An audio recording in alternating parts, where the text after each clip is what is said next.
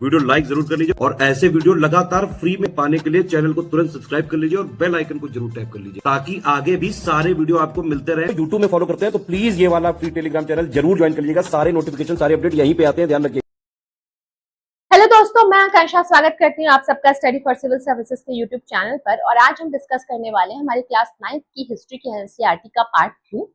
Part 1 में हमने 2 chapter cover किए थे। फर्स्ट चैप्टर में हमने फ्रेंच रिवॉल्यूशन को समझा, उसके बाद हमने रशियन रिवॉल्यूशन देखा और आज के वीडियो में हम जर्मनी में हुआ रिवॉल्यूशन, हिटलर का जो जन्म होता है, हिटलर का जो राइज होता है उसको देखेंगे, नाजिज्म की आइडियोलॉजी को समझेंगे। तो आज हम डिस्कस करने वाले हैं चैप्टर 3। आगे बढ़ने उससे पहले आपको हमारे पेड बैचेस की जानकारी दे दूं। ये नंबर्स नीचे दिए गए हैं, इन पर आप कॉल करके हमारे पेड बैचेस के बारे में जानकारी ले सकते हैं। पेड बैचेस आपको बहुत नॉमिनल रेट पर मिल जाते हैं, लेकिन आपको एग्जाम में बहुत ज्यादा फायदा पहुंचाते हैं। बहुत ही कम रेट के पेड बैचेस हैं और कहीं पे भी आपको पूरे मार्केट में इस रेट में पेड बैचेस नहीं मिलने वाले हैं। इतनी बेहतरीन हमारी टीम है जो आपकी मदद के लिए हमेशा तैयार रहेगी।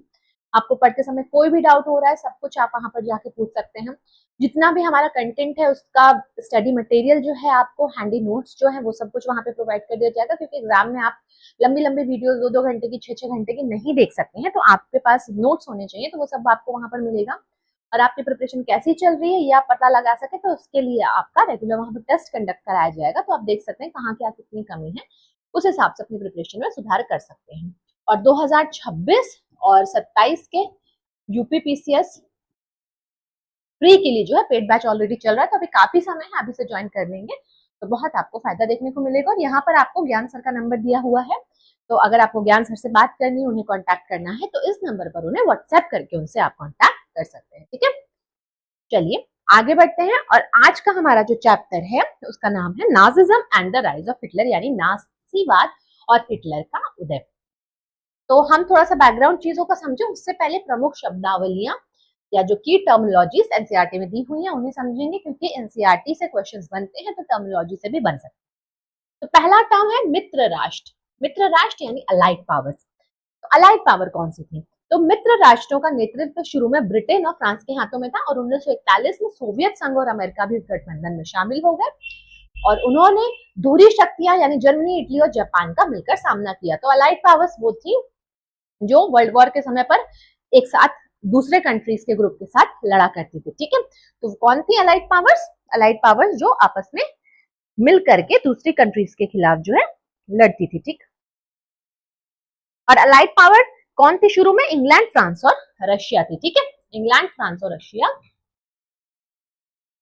इंग्लैंड, फ्रांस एंड रशिया, उस समय ये 3 अलाइड पावर्स हुआ करती थी। ठीक, और नासी शब्द जो है, नासिज्म जिसे कहते हैं, ये कहां से लिया गया है? ये जर्मन शब्द है नासी शब्द, और ये नाजियोनाल यानी कि नाजियोनाल, जो इंग्लिश में ऐसे लिखेंगे नाजियोनाल, नाजियोनाल के प्रारंभिक अक्षरों को लेकर बनाया गया। नाजियोनाल शब्द जो है हिटलर की पार्टी के नाम का पहला शब्द था, इसलिए इस पार्टी को लोगों ने नाजी कहा। ठीक है, हिटलर की पार्टी का ये पहला शब्द था, तो इसलिए इसे नाजी कहा गया। ठीक है, उसके बाद हर्जाना। ठीक है, हर्जाना किसी गलती के बदले दंड के रूप में नुकसान की भरपाई करना, हर्जाना। ठीक है, रिपार्टेशंस, हर्जाना। अच्छा, एक शब्द है हर्जाना और एक शब्द होता है मुआवजा। ठीक है, हर्जाना और मुआवजे में अंतर क्या होता है? हर्जाना जो कि आपको आपके साथ उसमें डिस्कशन नहीं किया जाएगा, आप पर थोप दिया जाएगा, आपने कुछ गलती करी तो आपको हर्जाना भरना ही भरना है। लेकिन मुआवजा वो होता है जिसमें कि आपस में आप कंसल्ट कर सकते हैं, उसे कम करा सकते हैं। हर्जाने में चीज नहीं होती। फॉर एग्जाम्पल, आपने अगर ट्रैफिक तोड़ा तो चालान कटेगा, वो हर्जाना है जो आपको भरना है। लेकिन अगर आपकी किसी से लड़ाई हो गई, उसने आपका स्कूटर तोड़ दिया है, आपने जाकर के पुलिस थाने में रिपोर्ट करी, तो आपस में आप लोगों को बातचीत कराई जाएगी, सुलह कराने की कोशिश की जाएगी, फिर आपका मुआवजा तय होगा कि आप इस इंसान से कितना मुआवजा लेंगे। तो हर्जाना और मुआवजे में ये डिफरेंस होता है, याद रखिएगा। ठीक है, खंदक। खंदक क्या होता है? युद्ध के मोर्चे पर सैनिकों को छिपने के लिए खोदे गए गड्ढे, ट्रेंचेस। ठीक है, pits dug on the war front for soldiers to hide. Wall Street exchange. Wall Street exchange क्या है? अमेरिका का सबसे बड़ा जो वहां का शेयर मार्केट है। ठीक है, जैसे इंडिया का है सेंसेक्स, उस तरीके से वॉल स्ट्रीट एक्सचेंज है, जो कि वर्ल्ड का लार्जेस्ट स्टॉक एक्सचेंज है यूनाइटेड स्टेट्स में। फिर सर्वहाराकरण यानी कि प्रोलेटराइजेशन। ये क्या होता है, गरीब होते होते मजदूर वर्ग की आर्थिक स्थिति में पहुंच जाना, मतलब गरीबी कंटिन्यूअस चलती रहे और फिर आर्थिक स्थिति मजदूर वर्ग की हो जाए, ऐसा जब होता है तो उसे कहते हैं सर्वहाराकरण। फिर प्रोपेगेंडा क्या होता है, प्रोपेगेंडा बहुत सारा जो है मीडिया इस टर्म को यूज करता है। प्रोपेगेंडा जो मूवीज आती है उनको प्रोपेगेंडा मूवीज कहा जाता है। अभी रिसेंटली धुरंधर आई थी, धुरंधर को प्रोपेगेंडा मूवी कहा गया। तो प्रोपेगेंडा शब्द का मतलब होता क्या है, तो जनता को प्रभावित करने के लिए किया जाने वाला एक खास तरह का प्रचार, ठीक है। एक जनता का एक माइंडसेट बनाने के लिए एक चीज का प्रचार करना, उसे प्रोपेगेंडा कहते हैं, ठीक है। Specific type of propaganda through posters, film, speeches etcetera to influence public opinion. Propaganda में क्या यूज किया जाता है, फिल्मों का, भाषणों का, पोस्टरों का यूज किया जाता है। फिर कंसंट्रेशन कैंप्स क्या होते थे, तो कंसंट्रेशन कैंप्स ऐसे स्थान होते थे जहां बिना किसी कानूनी प्रक्रिया के लोगों को कैद में रखा जाता था, और कंसंट्रेशन कैंप बिजली का करंट दौड़ा के कटीले तारों से घिरे होते थे। एक मूवी है, एक्चुअली एक बुक है, डायरी ऑफ एनी फ्रैंक। तो उस समय एनी फ्रैंक नाम की एक जूइश लड़की थी, उसने अपने जो डेली की डायरी उसको लिखने की आदत थी, तो उसकी डायरी को एज अ बुक पब्लिश किया गया उसके मरने के बाद। तो उसने कंसंट्रेशन कैंप की स्थिति बताई हुई है। आप यूट्यूब पर सर्च करेंगे तो आपको मूवी मिल जाएगी कि डायरी ऑफ एनी फ्रैंक करके एक मूवी है, शायद हिंदी में डब्ड भी होगी, तो देखिएगा। फिर उस समय आपको पता चलेगा कि जो जूइश थे उनको किस तरीके से टॉर्चर किया गया था, कैसे उन्हें कंसंट्रेशन कैंप पे रखा गया था। गैस चेम्बर के बारे में भी वहां पे बताया गया है कि इतने ज्यादा प्रॉस्परस वो हुआ करते थे, और उसके बाद जब हिटलर आता है तो उनकी क्या स्थिति कर देता है, वो किस तरीके के गंदे से कंसंट्रेशन कैंप में रहने को मजबूर हो जाते हैं। सब आपको अगर एक बार जानकारी चाहिए हो तो हिटलर के बारे में तो खैर आपको वीडियो अच्छे मिल ही जाएंगे, बहुत सारे वीडियोस मिल जाएंगे, बट अगर और सिचुएशन आपको जाननी है तो डायरी ऑफ एनी फ्रैंक नाम की अगर बुक आपको मिले तो डेफिनेटली उसे पढ़िए। तो एक्चुअली उनकी लिखी हुई डायरी है, उसमें कोई भी चेंजेस नहीं किए गए हैं। एंड उसके अलावा आप मूवी देख सकते हैं, मूवी भी बहुत बेहतरीन है, ठीक है। एंड ध्रुव राठी के वीडियोस हैं हिटलर के बारे में, उन्हें देखिएगा, आपको बहुत ज्यादा जानकारी मिलेगी, ठीक है। Then concentration camps, concentration camps हमने देख लिया क्या होते हैं।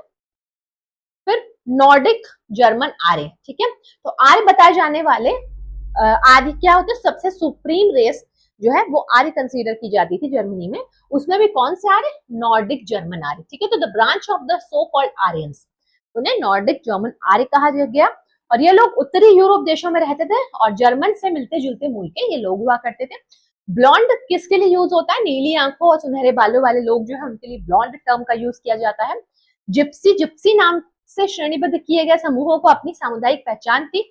सिंती और रोमा ऐसे ही दो समुदाय थे। तो जिप्सी एक समुदाय की पहचान थी और उसका एग्जाम्पल क्या है, सिंती और रोमा। फिर सूदखोर कौन हुआ करते थे, असुरर कौन हुआ करते थे, बहुत ज्यादा ब्याज वसूल करने वाले जो महाजन होते थे उन्हें सूदखोर कहा जाता था। घेटो किसे कहते हैं, किसी समुदाय को औरों से अलग थलग करना। तो घेटो की प्रक्रिया किसके लिए यूज की गई थी, तो हिटलर ने घेटोजाइजेशन किया था किसका, जो जूस थे उनका, और इनको अलग जगह रखा गया था। तो और जो ये जगह अलग रखी गई थी कोई बहुत प्रीमियम इनकी जो है लग्जरी जगह नहीं हुआ करती थी, बहुत बेकार सी, बहुत गंदी संदी सी जगह में उसने जूइश लोगों को जो है बर्खास्त करके रखा। तो उसे प्रक्रिया कहते थे, घेटो कहते थे।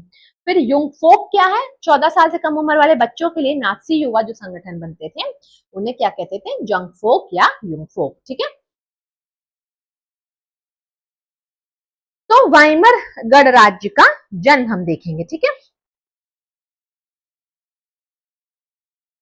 तो अब हम समझेंगे वाइमार गणराज्य का उदय कैसे हुआ, वाइमार गणराज्य क्या था, तो किस तरीके से हिटलर का राइज होता है उसको समझेंगे।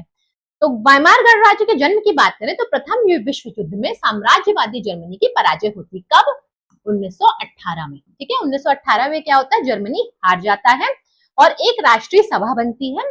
सभा की बैठक होती कहां पर, वाइमार में, ठीक है। वाइमार में एक राष्ट्रीय सभा की बैठक हमें देखने को मिलती है और इस बैठक में क्या होता है, इस बैठक में वाइमार गणराज्य बनाया जाता है, ठीक है। तो चलिए थोड़ा सा इसको हम समझें। अगर रुकिए मैं आपको थोड़ा सा समझाती हूँ कि वर्ल्ड वॉर वन कब से कब तक चलती है, वर्ल्ड वॉर वन चलती है 1914 से 1918 तक। और 1918 में क्या होता है, जर्मनी हार जाता है, जर्मनी हार गया, ठीक है, जर्मनी हार जाता है। और फिर क्या होता है, जो सेंट्रल पावर्स थी जर्मनी और ऑस्ट्रिया, और जो अलाइड पावर्स थी, एक तरफ थी सेंट्रल पावर, ठीक है, सेंट्रल पावर्स थी, एक तरफ थी सेंट्रल पावर। सेंट्रल पावर्स में कौन कौन थी? जर्मनी और ऑस्ट्रिया जो थी सेंट्रल में थी, और एक साइड थी अलाइड पावर्स।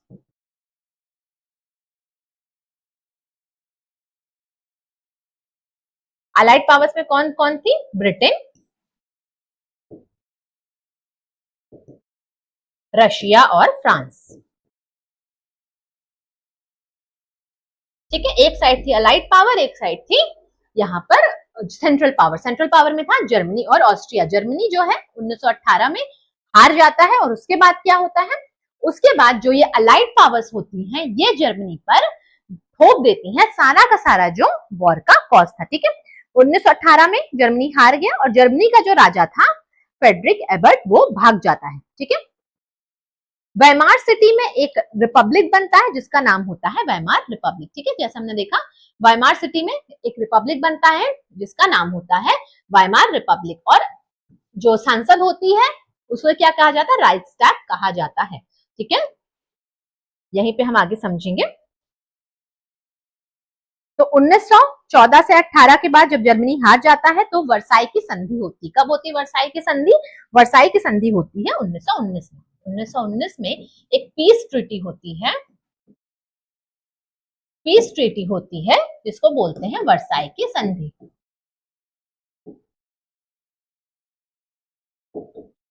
और इस वर्साई की संधि में क्या होता है? इस वर्साई की संधि में जर्मनी पर आरोप लगाया जाता है युद्ध का। ठीक है, जो अलाइड पावर्स होती हैं जर्मनी पर युद्ध का आरोप लगाती हैं।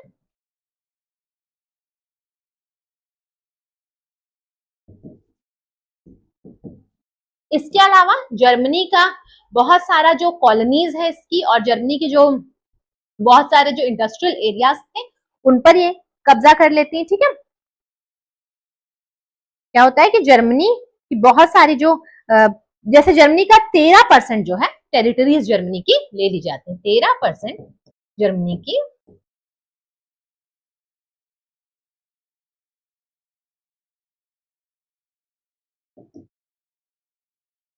13% जर्मनी की टेरिटरीज ले ली गई। इसके अलावा जो है 75% आयरन और 26% कोल वाले एरियाज ले लिए गए। ठीक है,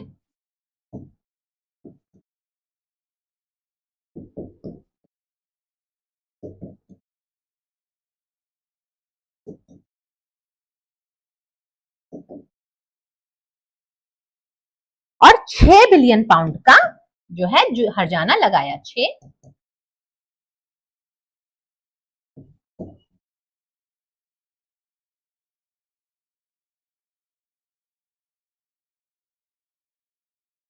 ठीक है, 6 बिलियन पाउंड का हर्जाना जर्मनी पर लगाया गया कि ये जो अलाइड पावर्स है इनको 6 बिलियन पाउंड देगा। ठीक है, और जो राइनलैंड वाला एरिया था जर्मनी का उसको डीमिलिटराइज कर दिया गया। ठीक है, इसी ट्रीटी के अंदर जो राइनलैंड वाला एरिया था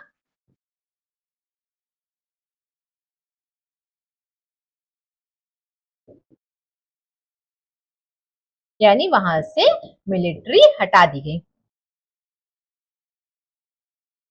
राइनलैंड वाले एरिया को डीमिलिटराइज कर दिया गया। ठीक है, इससे क्या हुआ? जर्मनी का नेशनल प्राइड टूट गया, जर्मनी की इकोनॉमी खराब हो गई, जनता जो है बहुत ज्यादा दुखी हो गई क्योंकि जर्मनी की बहुत बेइज्जती हुई थी ऑन द इंटरनेशनल प्लेटफॉर्म। तो इस वजह से क्या होता है कि धीरे धीरे जनता में आक्रोश आने लगता है। अब जो वाइमार गणराज्य बनकर के आता है 1919 से 1933 तक। ठीक है, वाइमार गणराज्य का समय क्या होता है? वाइमार,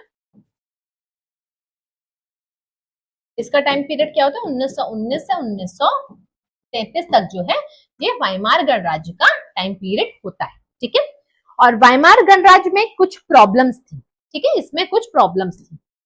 क्या प्रॉब्लम थी? पहला तो वाइमार गणराज्य में पॉलिटिकल इनस्टेबिलिटी थी। कोई भी एक पार्टी मेजोरिटी में नहीं रहती थी कभी, और बार बार जो है सरकार बदलती रहती थी। ठीक है, तो सबसे पहला क्या था? पॉलिटिकल,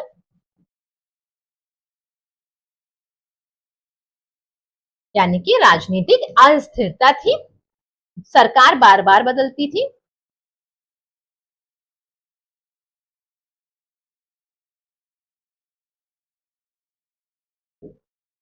ठीक है, कोई भी पार्टी मेजोरिटी में नहीं थी, कोई भी मेजोरिटी वाली सरकार नहीं थी।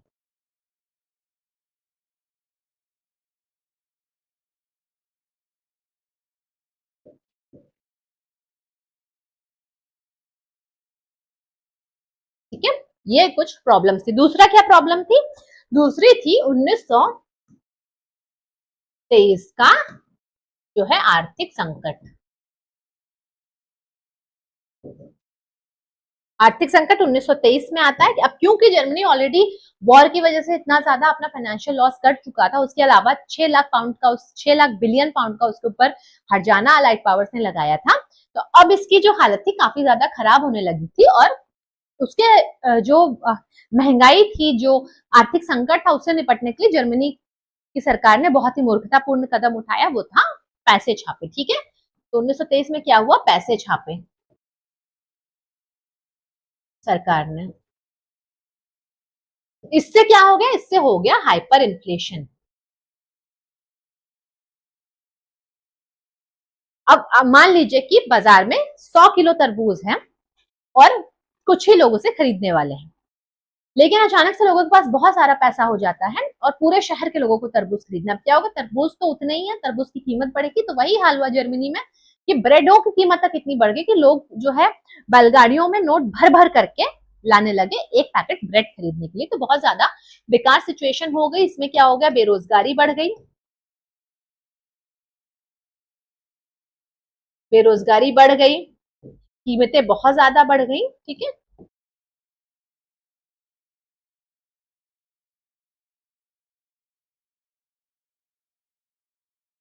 कीमतें बहुत ज्यादा बढ़ गई।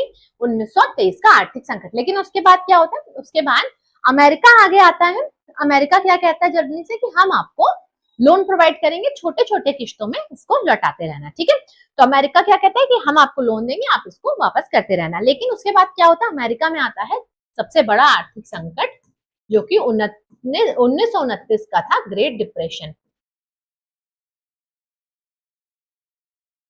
कहां पर? यूएसए में। यूएसए में क्या होता है? Wall street. वॉल स्ट्रीट क्या है यूएसए का? यूएसए का जो वॉल स्ट्रीट है वो वहां का सबसे बड़ा स्टॉक एक्सचेंज है, वो क्रैश कर जाता है क्योंकि यूएसए जर्मनी को लोन दे रहा था। उसकी अर्थव्यवस्था जुड़ चुकी थी यूरोप की अर्थव्यवस्था से, तो यूरोप में भी असर देखने को मिलता है। लेकिन सबसे ज्यादा असर किस पर होता है? जर्मनी पर, क्योंकि जर्मनी ऑलरेडी उसकी हालत खराब हो चुकी थी और जो हालात धीरे धीरे अभी सुधरने शुरू हुए ही थे, वो फिर से वापस से यूएसए में डिप्रेशन की वजह से खराब हो जाते हैं। फिर से वही हालत होती है कि यहाँ पर बेरोजगारी बहुत ज्यादा बढ़ जाती है।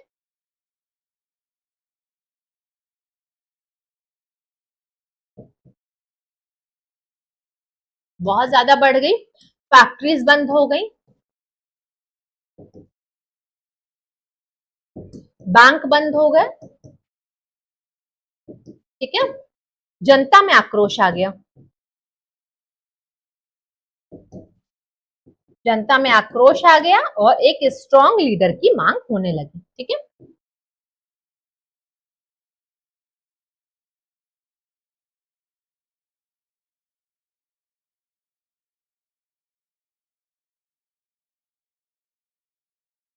और इसी के बाद क्या होता है? इन्हीं सारे सिचुएशंस के बाद क्या होता है? हिटलर का उदय।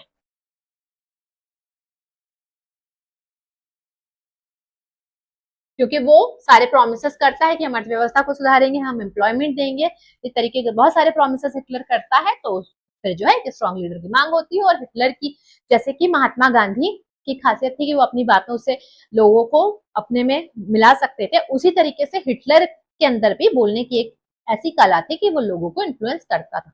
वही गांधी जी ने उस कला को यूज किया अपने देश को आजाद कराने के लिए, लोगों का भला करने के लिए। और हिटलर ने यूज किया जो है अपना, क्या बोलते हैं उसको, जनसंहार करने के लिए। ठीक है, तो वही है कि आप अपनी कैपेबिलिटीज को किस तरह यूज करते हैं, पॉजिटिव वे में या नेगेटिव वे में। ठीक, ओके। तो अब हमने यहाँ पर क्या देखा? थोड़ा सा हमने अपने आप से ये एनसीईआरटी से हट करके थोड़ा सा मैंने आपको समझाया कि किस तरीके से यहाँ पर वाइमार गणराज्य का उदय होता है। अब थोड़ा सा जो एनसीईआरटी के टेक्स्ट मिलकर उसको हम समझेंगे, ठीक है। तो वाइमार गणराज्य का उदय हमने देखा कि प्रथम विश्व युद्ध के बाद क्या होता है, वाइमार में एक राष्ट्रीय सभा की बैठक होती है जिस पर एक लोक संविधान पारित होता है, क्योंकि 1918 की हार के बाद क्या था कि जो जर्मनी का राजा था वो भाग खड़ा हुआ था। फिर नई व्यवस्था में जर्मन संसद क्या बोलते हैं, जर्मन संसद को राइक्सटैग बोला जाता था उस समय, और इसमें जो है वोटिंग का राइट सबको मिला, और खास तौर पर आपको याद रखना है कि औरतों को भी वोटिंग का राइट मिला था, जो कि फ्रांस में और रशिया में नहीं था औरतों के पास वोटिंग का राइट, लेकिन जर्मनी में जब वाइमार कॉन्स्टिट्यूशन बनता है तो यहाँ पर वोटिंग का राइट औरतों को भी दिया जाता है, ठीक है। लेकिन यह नया जो गणराज्य था ये खुद जर्मनी के बहुत सारे लोगों को रास नहीं आ रहा था। इसका कारण क्या था हम समझे तो, क्योंकि वर्साई की जो संधि हुई थी, वर्साई की संधि कब हुई थी, वर्साई की संधि हुई थी 1919 में, हमने देखा ना वर्साई की संधि हुई थी, और इसमें जर्मनी पर कठोर शर्तें जो लगा दी गई थी, बहुत सारे खनिज क्षेत्र छीन लिए गए थे, मित्र राष्ट्रों ने सेना भंग कर दी थी, युद्ध का सारा अपराध दे दिया गया था, और जर्मनी की जनता में वर्साई में हुए अपमान के लिए किसको जिम्मेदार मान रही थी, वाइमार गणराज्य को जिम्मेदार मान रही थी, ठीक है। इसलिए बहुत सारे लोगों को वाइमार गणराज्य इससे आपत्ति थी। अब यहाँ पे देखिए मैप में आपको जर्मनी दिखा रहा हुआ है 1914 में, ठीक है, 1914 का जर्मनी। और यहाँ पर देखिए जो पिंक वाला एरिया वो जो टेरिटरी जर्मनी से छीनी गई थी, जैसे कि पोजन हो गया, वेस्ट प्रूशिया हो गया, ठीक है, और ये जर्मनी है। इसके अलावा ये राइनलैंड वाला एरिया जो कि डिमिलिटराइज किया गया था, हम देख चुके हैं वर्साई की संधि के दौरान जो डिमिलिटराइज दे दिया था, ठीक। अब युद्ध का असर हम देखें कि युद्ध का क्या असर हुआ, तो बहुत सारा आर्थिक बोझ आ गया यूरोपीय देशों पर। जो नया नया वाइमार गणराज्य बना था ये अपराध बोध था और राष्ट्रीय अपमान का बोझ तो ढो ही रहा था, साथ साथ इसको इकोनॉमिक क्राइसिस का भी सामना करना पड़ा। यूरोपीय समाज में सिपाहियों की जो है पोजीशन थी वो बहुत ज्यादा स्ट्रांग हो गई, नागरिकों के मुकाबले उन्हें ज्यादा सम्मान दिया जाता था। अब जो पुरुष लड़ करके आए थे वर्ल्ड वॉर में उनको जो है बहुत ज्यादा प्रोत्साहित किया जाता था। जो खंदकों की जिंदगी थी, जो ट्रेंचेस हुआ करते थे, उनमें जो सोल्जर्स रह के आए थे उसको बड़ा ग्लोरीफाई करते थे ट्रेंच की लाइफ को, तो बहुत ज्यादा एक सोशल स्टेटस उनका हो गया था जो युद्ध में लड़के आए थे। सार्वजनिक जीवन में आक्रामक फौजी प्रचार होने लगा, राष्ट्रीय सम्मान और प्रतिष्ठा की चाह में जो है बाकी सारी चीजें गौड़ हो गई, क्योंकि राष्ट्रीय सम्मान मिला करता था फौजी लाइफ को, ठीक है। और रूढ़िवादी तानाशाहों को व्यापक जन समर्थन मिलने लगा। जो रेडिकल थॉट्स वाले जो कंजर्वेटिव डिक्टेटर्स हुआ करते थे उनको जो है पब्लिक सपोर्ट मिलने लगा। इसी तरीके से हिटलर को सपोर्ट मिलता है। फिर राजनीतिक रेडिकलवाद या आमूल परिवर्तनवाद, तो पॉलिटिकल रेडिकलिज्म या और इकोनॉमिक क्राइसिस की हम बात करें तो रूस में क्या होती है, बोल्शेविक क्रांति होती है, हमने देखा था, ठीक है। रूस में बोल्शेविक क्रांति हुई थी, उसी तर्ज पर और जो बोल्शेविक क्रांति किसकी हुई थी, लेबर्स की हुई थी। उसी तर्ज पर स्पार्टकिस्ट लीग जो है क्रांति करती है, कहां पर, जर्मनी में, ठीक है। स्पार्टकिस्ट लीग जर्मनी में क्रांति करती है। बर्लिन में सोवियत किस्म की शासन व्यवस्था की मांग उठने लगती है। इसके उत्तर में क्या होता है, समाजवादी, डेमोक्रेट्स और कैथोलिक गुट जो है वाइमर में इकट्ठा होते हैं और जो ये क्रांति होती है इसका दमन करते हैं, ठीक है। इस विद्रोह को कुचल देते हैं, कहां पर, वाइमार में इकट्ठा होकर के। फिर इस पूरे घटनाक्रम के बाद क्या होता है, स्पार्टकिस्ट ने जर्मनी में कम्युनिस्ट पार्टी की नींव रख दी, क्योंकि उनका दमन किया गया तो अपनी एक पार्टी बना ली, कम्युनिस्ट पार्टी की नींव रख दी। इसके बाद जो कम्युनिस्ट थे या जो साम्यवादी थे, ठीक है, और समाजवादी एक दूसरे के कट्टर दुश्मन हो गए, ठीक। कम्युनिस्ट पार्टी बनी और कम्युनिस्ट और सोशलिस्ट फिर जो है एक दूसरे के दुश्मन हो गए, कम्युनिस्ट वर्सेस सोशलिस्ट हो गया। और हिटलर के खिलाफ कभी भी साझा मोर्चा नहीं खोल सके, ठीक है। समाजवादी एक दूसरे के कट्टर दुश्मन हो गए, फिर हिटलर के खिलाफ जो है कभी भी एक साथ नहीं हो सके। राजनीतिक रेडिकलवादी विचारों को 1923 के आर्थिक संकट से और बल मिलता है। प्रथम विश्व युद्ध के बाद जर्मनी जो अपने कर्जों को लौटाने में असमर्थ हो जाता है। जवाब में क्या होता है, फ्रांसीसी जो है जर्मनी के मुख्य औद्योगिक इलाका जो रूर वाला एरिया है, ये रूर वाला एरिया कहाँ पर है, आप कमेंट सेक्शन बताइए किस एरिया, लेफ्ट वेस्ट में पड़ता है कि ईस्ट में पड़ता है, और किस कंट्री के साथ ये रूर वाला एरिया की बाउंड्री है, इसको बताइएगा, और किस चीज के लिए फेमस है ये बताइएगा, ठीक है। एग्जाम में रूर एरिया कई बार पूछा गया, रिपीटेडली पूछा गया है, तो इसके बारे में पता होना चाहिए, कमेंट सेक्शन में बताइएगा। वर्ल्ड ज्योग्राफी का इंपॉर्टेंट क्वेश्चन है, ठीक। तो जो रूर वाला एरिया था इस पे फ्रांस ने कब्जा कर लिया। जर्मनी ने फ्रांस के विरुद्ध निष्क्रिय प्रतिरोध के रूप में बड़े पैमाने पर कागजी मुद्रा छापना शुरू कर दिया। अब जो कागजी मुद्रा छापी गई थी तो बेसिकली छापी गई थी। जब रूर वाला एरिया भी कैप्चर हो गया तो इकोनॉमिक क्राइसिस और बढ़ गए, तो कागजी मुद्रा छपने लगी और जर्मनी में अति मुद्रा स्थिति यानी कि हाइपर इन्फ्लेशन आ जाता है कब 1923 में। और जर्मनी ने इस संकट से निकलने के लिए अमेरिका द्वारा डॉक्स योजना बनाई गई। ठीक है, तो अमेरिका ने जो मदद करी थी जर्मनी की उसे क्या कहते हैं, डॉवस प्लान कहते हैं, इंपॉर्टेंट है। ठीक है, डॉवस प्लान कहते हैं। और डॉवस प्लान क्या था कि जर्मनी को अमेरिका छोटे छोटे लोन्स देने वाला था। ठीक है, फिर मंदी के साल ग्रेट डिप्रेशन का टाइम जो आता है 1929 में, वॉल स्ट्रीट क्रैश हो जाती है, अमेरिका में आर्थिक मंदी आ जाती है। 1929 से 1932 तक 3 सालों तक राष्ट्रीय आय आधी हो जाती है, नेशनल इनकम अमेरिका की। अमेरिका का सबसे बुरा असर कहां पर पड़ता है, जर्मनी पर पड़ता है, और वहां पर बहुत ज्यादा बेरोजगारी की स्थिति उत्पन्न हो जाती है। और इसमें क्या होता है, जो व्यवसायी होते हैं, जो स्वरोजगार वाले लोग होते हैं, जो खुदरा व्यापारी होते हैं, ये सर्वहाराकरण का भय सता रहा था। इनको ये डर था कि अब जो है ये एकदम लोअर क्लास तक पहुंच जाएंगे, इनकी इकोनॉमिक कंडीशन इतनी खराब हो जाएगी। तो हमने सर्वहाराकरण शब्द देखा था, वो यहाँ पर आपको देखने को मिलता है।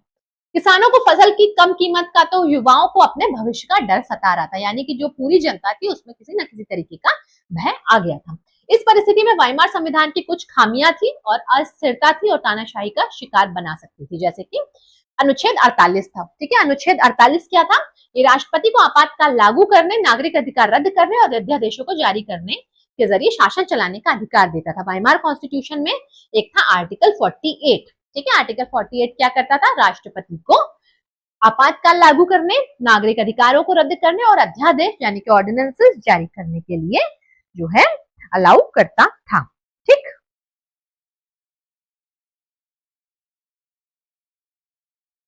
उसके बाद हर बार गठबंधन सरकार को सत्ता में आती थी, यानी कि हर बार जो है कोई भी पार्टी मेजॉरिटी में वोट नहीं पाती थी, हर बार जो है मिलीजुली सरकार आती थी, पॉलिटिकल इंस्टेबिलिटी थी जो कि हमने देखा।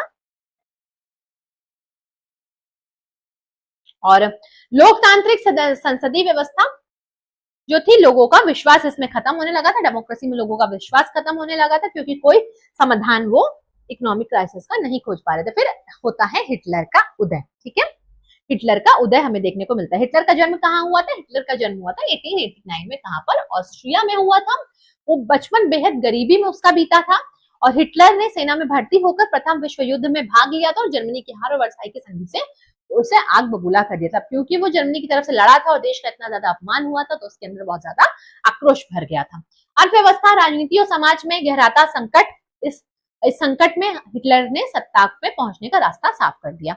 अब क्योंकि लोगों का डेमोक्रेसी से विश्वास उठ चुका था, तो अब क्या हुआ, डिक्टेटरशिप की तरफ बढ़ने लगा देश। और जब वाइमार कॉन्स्टिट्यूशन चीजें नहीं संभाल पाया, इतना अनएम्प्लॉयमेंट बढ़ा, गरीबी बढ़ी, तो हिटलर आगे आता है। वो अपनी बातों से लोगों को विश्वास दिलाता है कि वो सारी प्रॉब्लम्स का खात्मा करेगा और लोग हिटलर की तरफ हो जाते हैं। तो 1919 में क्या होता है, शुरुआत क्या होती है, 1919 में हिटलर जो है वो जर्मन वर्कर पार्टी को ज्वाइन करता है। ठीक है, 1919 में उसने जर्मन वर्कर पार्टी नाम का एक छोटा सा समूह जो है उसको ज्वाइन किया। धीरे धीरे उसने इस संगठन में अपना नियंत्रण कायम किया और उसने नेशनल सोशलिस्ट पार्टी नाम जो है इसको दे दिया, नेशनल सोशलिस्ट पार्टी इसे बना दिया। तो उसने ज्वाइन किया था एक स्मॉल ग्रुप जिसका नाम था जर्मन वर्कर पार्टी, और फिर उसने कंट्रोल ले लिया इसका और इसे रीनेम कर दिया, इस national workers German workers party को नेशनल सोशलिस्ट पार्टी। और ये पार्टी बाद में जो है नाजी पार्टी बनती है। तो चलिए थोड़ा सा हिटलर के राइज को हम समझते हैं। ठीक है, थोड़ा सा हम हिटलर का राइज देखते हैं। ठीक, हिटलर का उदय।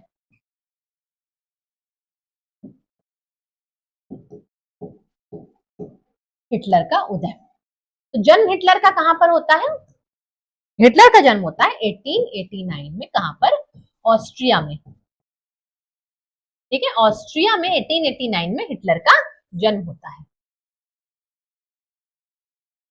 ठीक, और ये बहुत गरीब परिवार से था। इसने वर्ल्ड वॉर वन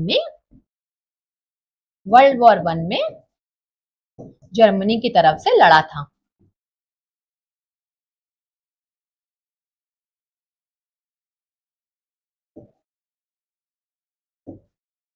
ठीक है, हिटलर वर्ल्ड वॉर वन में जर्मनी की तरफ से लड़ा था, इसलिए वाइमार कॉन्स्टिट्यूशन से कभी खुश नहीं था, क्योंकि देश की बहुत ज्यादा यहाँ पर बेइज्जती हुई थी। ठीक है, वो ज्वाइन करता है 1919 में। 1919 में जर्मन वर्कर पार्टी ज्वाइन करता है।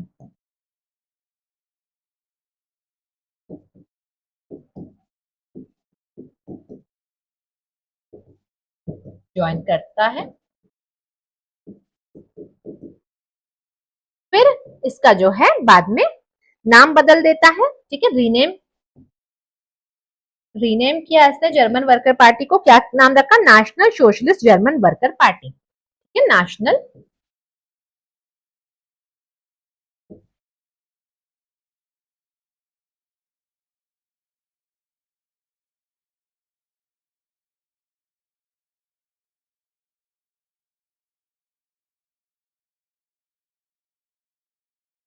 जर्मन वर्कर्स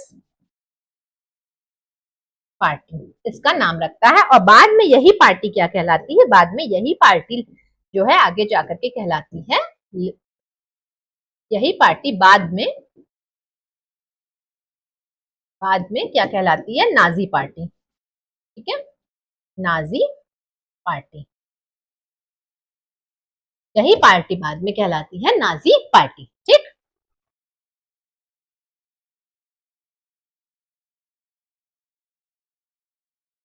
आगे बढ़ते हैं और थोड़ा सा हिटलर के बारे में समझते हैं, ठीक।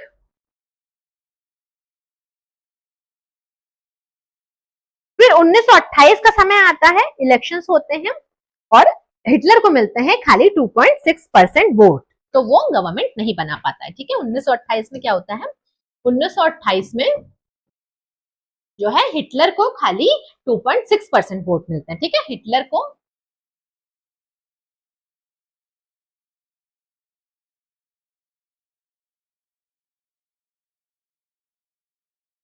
गवर्नमेंट नहीं बना पाया, ठीक है।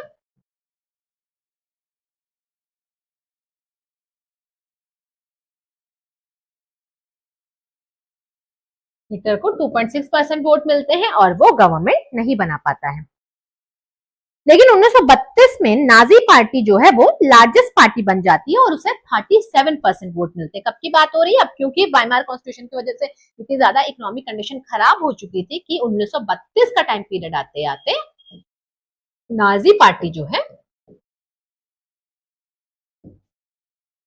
ये ले लेती 37% वोट और ये सबसे बड़ी पार्टी बन जाती है।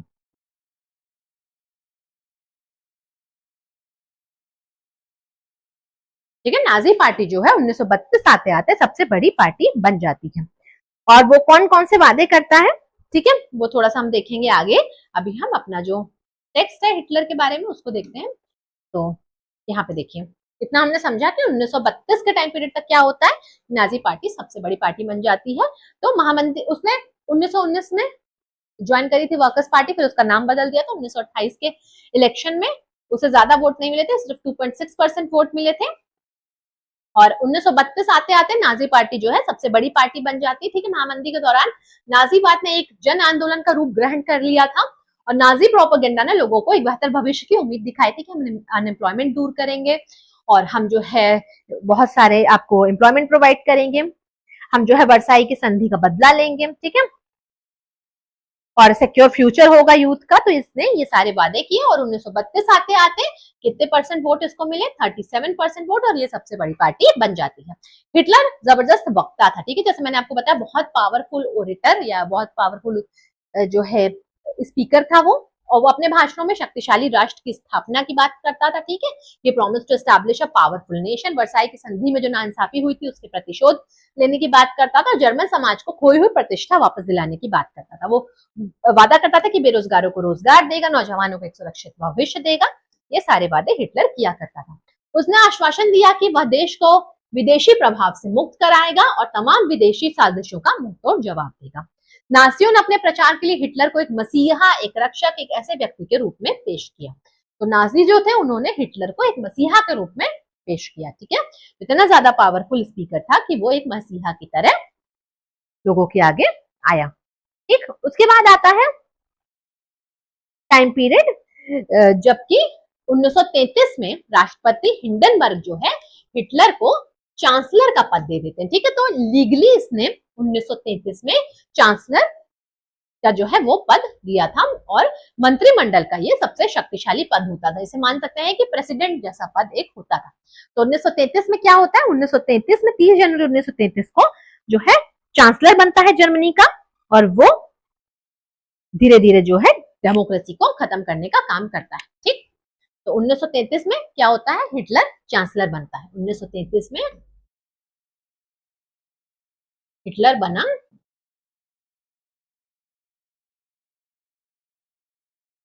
जर्मनी का चांसलर। ठीक है, जर्मनी का चांसलर बनता है हिटलर, और 28 फरवरी 1933 को जारी किया गया अग्नि आदेश या फायर डिक्री जिसे कहते हैं, उसमें अभिव्यक्ति, प्रेस और सभा कराने की आजादी जैसे नागरिक अधिकारों को अनिश्चित काल के लिए निलंबित कर दिया। धीरे धीरे जो है वो डेमोक्रेसी का खात्मा करने लगता है। ठीक है, धीरे धीरे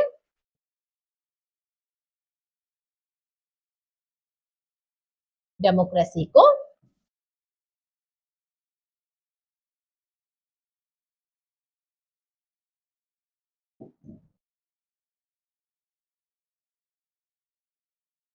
ठीक है, धीरे धीरे वो डेमोक्रेसी को खत्म करने लगता है। अब उसने घोषणा कर दी कि एक फायर डिक्री उसने लाया। ठीक है, फायर डिग्री उसने लाया जिसने कि सारे राइट्स लोगों के ले लिए। क्या लेकर के आता है, घोषणा लेकर के आता है जिसे हम कहते हैं फायर डिक्री। ठीक है, फायर डिक्री से हम कहते हैं। ठीक है, ये लेकर के आता है फायर डिक्री, और इसके जरिए ये क्या करता है, ये सारे जो है राइट्स ले लेता है। ठीक है, सिविल राइट्स, सारे सारे नागरिक अधिकार ले लेता है।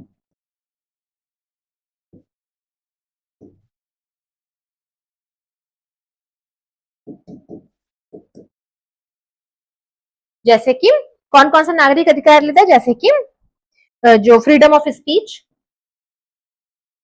जैसे कि फ्रीडम ऑफ स्पीच ले लेता है, अभिव्यक्ति की स्वतंत्रता। ठीक है, फ्रीडम ऑफ स्पीच ले लेता है, साथ ही साथ प्रेस और assembly, freedom of speech, freedom of press,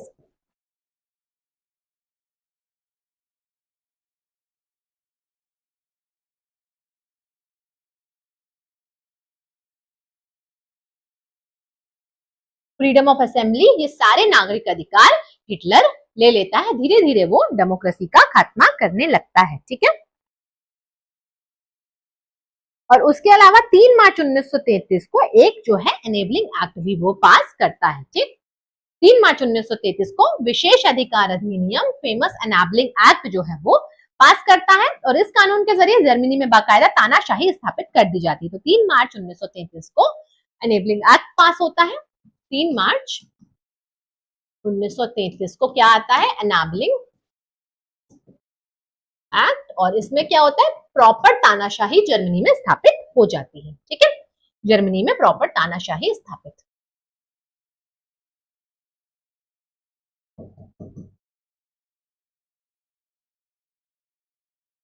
तानाशाही या डिक्टेटरशिप जो है स्थापित हो जाती है।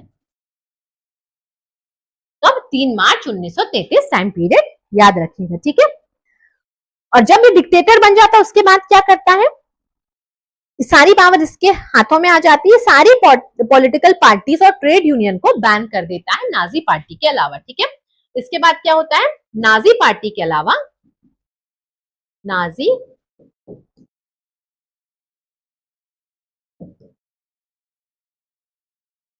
सारी पॉलिटिकल पार्टीज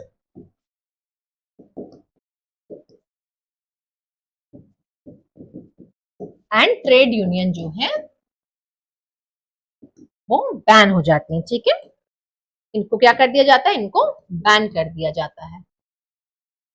सारी पॉलिटिकल पार्टीज और ट्रेड यूनियंस, नाजी पार्टी के सिवा जो थी वो सारी बैन कर दी जाती हैं। इकोनॉमी, मीडिया, आर्मी और जुडिशरी जो है वो हिटलर के कंप्लीट कंट्रोल में आ जाती है। ठीक है, इकोनॉमी, मीडिया, आर्मी और जुडिशरी हिटलर के कंट्रोल में आ जाती है। इकोनॉमी, मीडिया, आर्मी और जुडिशरी। ठीक है, हिटलर के कंट्रोल में।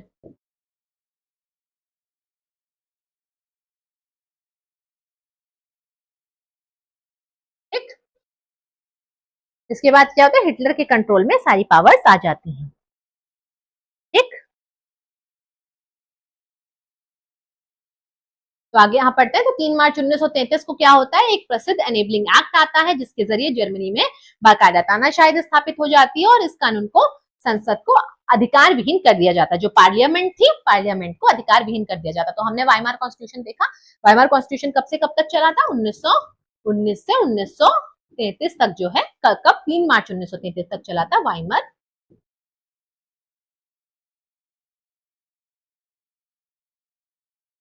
Weimar Republic. ठीक है, इसका टाइम पीरियड था 1919 से 1933 तक। और कब खत्म होता है, एग्जैक्ट डेट अगर पूछे, 3 मार्च 1933 को। ठीक है, जब एनेबलिंग एक्ट आता है।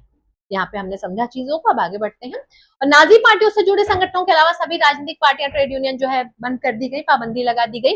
अर्थव्यवस्था, मीडिया, सेना, न्यायपालिका, पूरा नियंत्रण किसका हो गया, हिटलर का हो गया। समाज को नास्तियों के हिसाब से नियंत्रित व्यवस्थित करने के लिए विशेष निगरानी और सुरक्षा दस्ते गठित किए गए जिन्हें बेहिसाब असंवैधानिक अधिकार था। ठीक है, सोसाइटी को जो है कंट्रोल करने के लिए स्पेशल सिक्योरिटी फोर्सेस बनाई गई। ठीक है, सोसाइटी को कंट्रोल करने के लिए, सोसाइटी के लिए क्या हुआ, स्पेशल सिक्योरिटी फोर्सेस बनाए गए, जिनको क्या कहते थे, स्पेशल सिक्योरिटी फोर्सेस बनाई गई। ठीक है, स्पेशल सिक्योरिटी फोर्सेस। दंड की आशंका से मुक्त पुलिस बलों को निरंकुश और निरपेक्ष शासन का अधिकार प्राप्त था। जो सिक्योरिटी फोर्सेस बनाए गए, इनके पास अनलिमिटेड राइट था कि किसी को भी मारो, पीटो, जलाओ, फूको, जो करना है करो।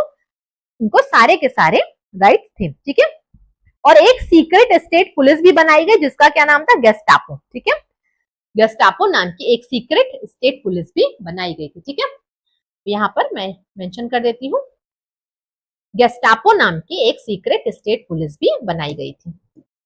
गेस्टापो हमने देखा था क्या होता है, गेस्टापो एक सीक्रेट स्टेट पुलिस भी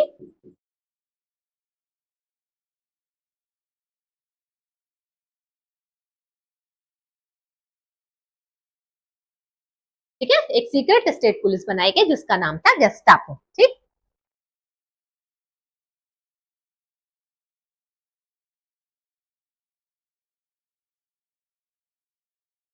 जो नाजी स्टेट था ये किसमें टर्न हो गया, नाजी स्टेट जो है क्रिमिनल स्टेट बन गया। ठीक, पुनर्निर्माण की बात करें तो हिटलर ने अर्थव्यवस्था को पटरी पर लाने के लिए जिम्मेदारी अर्थशास्त्री व्यामर शाक्त को सौंपी। ठीक है, तो हिल्मर शाक्त, ठीक है, हिल्मर शाक्त को रिस्पॉन्सिबिलिटी दी किसकी, इकोनॉमी को वापस से पटरी पर लाने की। ठीक है, तो ये आपको याद रखना है कि किसको इकोनॉमी वापस से रिवाइव करने की जिम्मेदारी दी गई थी, तो हिल्मर शाक्त को हिटलर ने जिम्मेदारी दी थी अर्थव्यवस्था को वापस से पटरी पर लाने की। शाक्त ने सबसे पहले सरकारी पैसे से चलाए जाने वाले रोजगार संवर्धक कार्यक्रम के जरिए 100% उत्पादन और 100% रोजगार उपलब्ध कराने का लक्ष्य तय किया। ठीक है, तो इनिशियली क्या किया इसने, अचीव किया गोल 100% प्रोडक्शन और 100% एम्प्लॉयमेंट का पब्लिक फंडेड एम्प्लॉयमेंट प्रोग्राम से। ठीक है, पब्लिक फंडेड एम्प्लॉयमेंट प्रोग्राम। ठीक है, इसने स्टेट फंडेड प्रोग्राम जो है शुरू करे जर्मनी में। ठीक है, तो हिल्मर ने क्या किया, स्टेट फंडेड प्रोग्राम,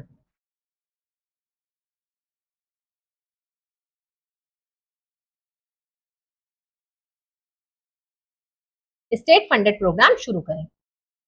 यहाँ पर हम एक बार देखते हैं चीजों को कि अर्थव्यवस्था को वापस से पटरी पर लाने की जिम्मेदारी किसको सौंपी गई थी, हयालमर, हिंदी में लिखा है हिल्मर, इंग्लिश में लिखा है तो हम हिल्मर लिख करके इसको चलेंगे क्योंकि जर्मन टर्म है, इतना ज्यादा हमारी लैंग्वेज अच्छी नहीं है कि जर्मन एक बार में बोल सके। ठीक है, तो इकोनॉमी को वापस पटरी पर लाने के लिए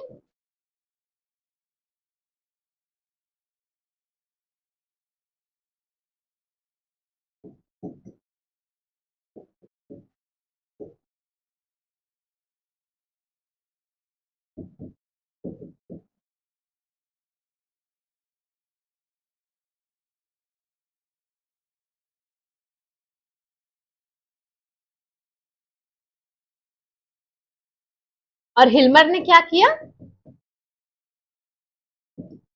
स्टेट फंडेड प्रोग्राम्स चलाए। ठीक है, हिल्मर ने क्या किया, स्टेट फंडेड प्रोग्राम चलाए हिलमर ने। ठीक, लोगों को रोजगार देने के लिए, अर्थव्यवस्था को मजबूत करने के लिए क्या किया हिलमर ने?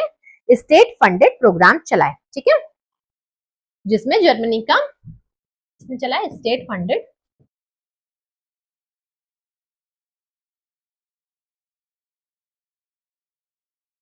जिसमें एक तो जो वोक्सवैगन की आप कार खरीदते हैं वो भी उसी टाइम पर जो है स्टैब्लिश किया गया था, और उसके अलावा ऑटोबेन। ठीक है, ऑटोबेन जो हाईवे है ऑटोबेन, और साथ ही साथ जो वोक्सवैगन की कार है ये भी उसी टाइम पर बननी शुरू हुई थी। ठीक है,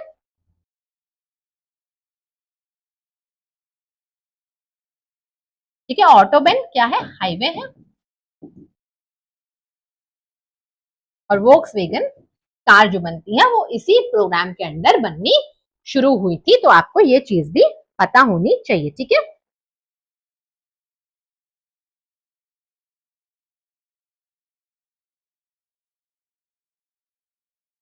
और इसके अलावा हिटलर ने क्या किया? हिटलर ने जो है राइनलैंड का एरिया वापस लिया, ऑस्ट्रिया को वापस जर्मनी में मिलाया, और चेकोस्लोवाकिया को जो है कैप्चर किया। तो हिटलर ने क्या किया?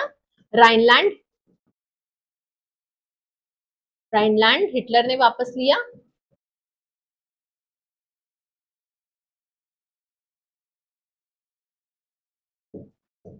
ऑस्ट्रिया को जर्मनी में मिलाया,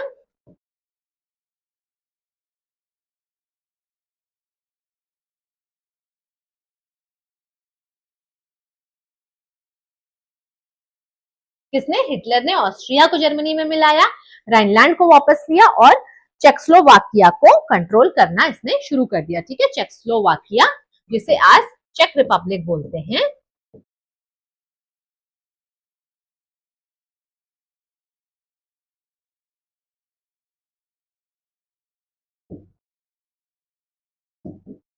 चेक रिपब्लिक को इसने कंट्रोल किया। किसने? हिटलर ने। ठीक है, हिटलर ने चेक रिपब्लिक को कंट्रोल किया। ठीक, पॉलिसी, फॉरेन पॉलिसी की अगर बात करें तो फॉरेन पॉलिसी के अंदर ये सारे काम किए हिटलर ने वर्साई की संधि को भंग करते हुए। ठीक है, तो हिटलर की फॉरेन पॉलिसी के अंदर ये सब काम हुए।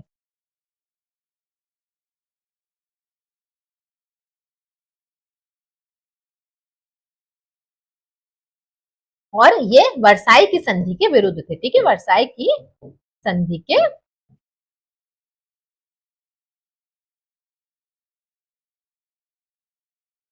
वर्साई संधि के विरुद्ध ये सारे काम हिटलर ने किए। ठीक है, तो यहाँ पर हमने देखा 1933 में शार्क ने सबसे पहले क्या किया? सरकारी पैसे से चलाए जाने वाले रोजगार संवर्धन कार्यक्रमों को शुरू किया। हमने देखा ऑटोबेन और वोक्सवैगन। ठीक है, और 1933 में लीग ऑफ नेशंस से पल्ला झाड़ लिया। ठीक है, 1933 में क्या किया? जर्मनी ने लीग ऑफ नेशंस से पल्ला झाड़ा। 1936 में राइनलैंड पर दोबारा कब्जा किया हिटलर ने, और एक साम्राज्य एक नेता के नारे की आड़ में ये काम किया। और 1938 में ऑस्ट्रिया को जर्मनी में मिलाया। तो ऑस्ट्रिया को जर्मनी में मिलाया 1938 में, और राइनलैंड पर कब्जा किया 1936 में। ये भी पॉइंट आपको याद रखना है। ठीक,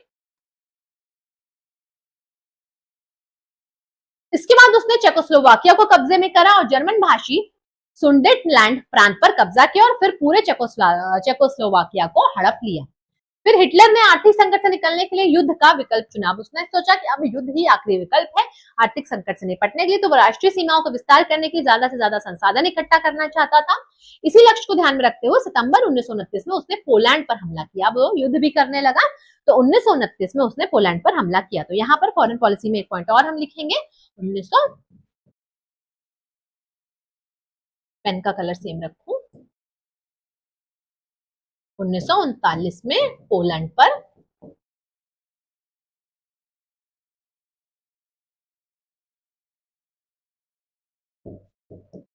ठीक है, पोलैंड पर हमला किया हिटलर ने। ठीक, 1939 में पोलैंड पर हमला किया, और इसी वजह से फ्रांस और इंग्लैंड के साथ भी युद्ध वापस से इसका शुरू हो गया। और सितंबर 1940 में जर्मनी ने इटली और जापान के साथ एक त्रिपक्षीय संधि पर हस्ताक्षर किए। तो 1940 में क्या हुआ? जर्मनी ने एक ट्राइपार्टाइट पैक्ट साइन किया इटली और जापान के साथ। ठीक, 1940 में जापान और इटली के साथ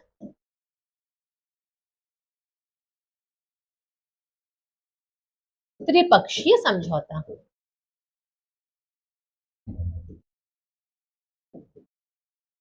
ठीक है, 1940 में जापान और इटली के साथ त्रिपक्षीय समझौता किया इसने।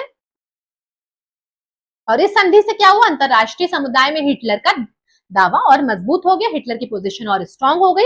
यूरोप के ज्यादातर देशों में नासी जर्मनी का समर्थन करने वाले कठपुतली सरकारों को बिठा दिया गया। तो यूरोप के ज्यादातर देशों में ऐसी सरकारों को बिठाया गया जो नासिज्म का सपोर्ट करती थी। और 1940 के अंत में हिटलर अपनी ताकत के शिखर पर था। 1941 में उसने सोवियत संघ पर हमला किया और हिटलर की एक ऐतिहासिक बेवकूफी थी, एक बहुत बेवकूफी वाला काम किया। सोवियत लाल सेना बर्लिन के बीच जा पहुंचे और इस घटनाक्रम में अगली आधी सदी के लिए समूचे पूर्वी यूरोप पर सोवियत वर्चस्व स्थापित कर दिया। ठीक है, इससे क्या हुआ कि जो हिटलर की गलती थी कि 1941 में उसने सोवियत संघ पर हमला किया। तो यहाँ पर एक पॉइंट और लिख दूं कि 1941 में सोवियत संघ पर हमला, हिटलर की सारी फॉरेन पॉलिसीज मैं यहाँ पर एक साथ मेंशन कर दे रही हूँ। तो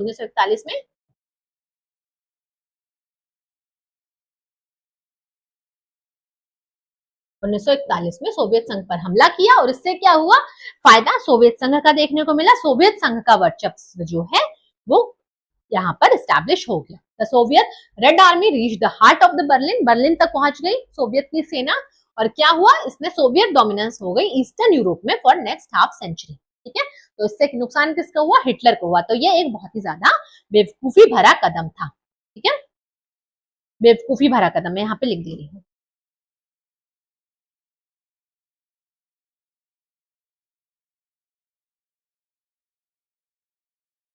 बेवकूफी भरा कदम था क्योंकि उससे क्या हुआ, सोवियत की सेना बर्लिन तक आ गई, सोवियत की सेना बर्लिन तक आ गई।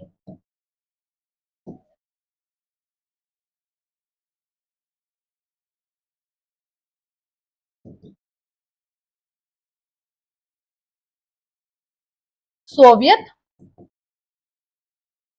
का वर्चस्व स्थापित हो गया।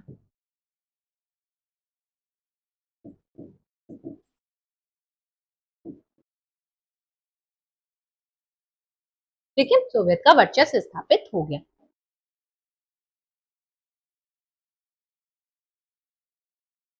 जब जापान ने हिटलर को समर्थन दिया और पर्ल हार्बर पर अमेरिकी ठिकानों को बमबारी का निशाना बनाया तो अमेरिका भी दूसरे विश्व युद्ध में कूद पड़ा। अब टाइम पीरियड कब का आ गया, 1940 के बाद इसका सेकेंड वर्ल्ड वॉर का टाइम पीरियड आ गया और 1945 में हिटलर की पराजय हुई।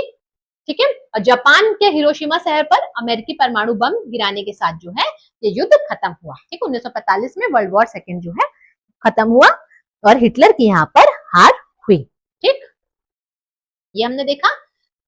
ये देखिए यहाँ पर ग्रेटर जर्मनी, ये पूरा ग्रेटर जर्मनी दिया हुआ है। फिर पावर कोऑपरेटिंग विद एक्सिस, ये पिंक कलर में है, इंग्लैंड है, रोमानिया, हंगरी, स्लोवाकिया और ये बुल्गारिया है। फिर टेरिटरीज अंडर जर्मन ऑक्यूपेशन। ठीक है, तो ये ग्रीन टेरिटरी जो कि जर्मनी ने अपने अंडर ली थी वो है नॉर्वे है, फ्रांस है, यूक्रेन है, ठीक है, लिथुआनिया, एस्टोनिया है, युगोस्लाविया है, ग्रीस है, ट्यूनिशिया है, इटली और उसकी टेरिटरीज यहाँ पर ग्रीन कलर से है। और न्यूट्रल टेरिटरीज पर्पल कलर से, जैसे स्वीडन हो गया, स्पेन हो गया, आयरलैंड हो गया, ये यहाँ पर आपको मैप देखने को मिलता है। ठीक, फिर नासियों का विश्व दृष्टिकोण। अब हम बात किसकी करेंगे, अब हम नाजी आइडियोलॉजी की बात करने वाले हैं। ठीक है, नाजी आइडियोलॉजी क्या थी, जो नाजी लोग फॉलो करते थे उस आइडियोलॉजी को क्या कहा जाता था, नाजी आइडियोलॉजी कहा जाता था। ठीक है, तो अब हम क्या चीज डिस्कस करने वाले हैं, अब हम डिस्कस करने वाले हैं नाजी आइडियोलॉजी। ठीक,